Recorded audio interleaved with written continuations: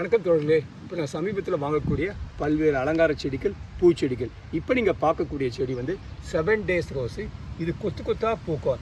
என் வீட்டில் வந்து மனைவி இந்த 7 days ரோஸை கேட்டாங்க. ஸோ அவங்களுக்காக இந்த 7 days ரோஸை வாங்கியிருக்கேன். பக்கத்தில் நீங்கள் பார்க்கக்கூடிய இன்னொரு பெரிய ரோஜா வந்து எட்வர்ட் ரோஸு. இந்த எட்வர்ட் ரோஸ் வந்து பார்த்திங்கன்னா வருஷம் ஃபுல்லாக நல்ல முறையில் பூக்கும். அந்த பூவை வந்து பன்னீர் போல் மணமாக இருக்கும். இந்த ரோஸ் வெரைட்டி வந்து மினியேச்சர் ரோஸ் மீடியம் வெரைட்டி.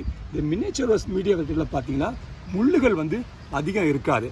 அதே எட்வர்ட் ரோஸில் பார்த்தீங்கன்னா முள்ளுகள் வந்து நல்லா பெருசாக தெளிவாக தெரியும். இந்த 7 days ஃப்ளவர் வந்து ஒரு பாலித்தீன் பேக்கில் பார்த்தீங்க.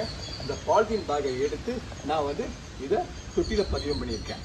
இந்த 7 days ஃப்ளவர் பார்த்தீங்கன்னா பொதுவாக எல்லா ரோஸுமே 2 to 3 நாளில் வந்து வாடிடும். 7 days வந்து கிட்டத்தட்ட இந்த செடியில் ஒரு வாரமாக இருந்துட்டு தான் அதுக்கப்புறம் அந்த வாட்டம் கொடுக்க தொடங்கும்.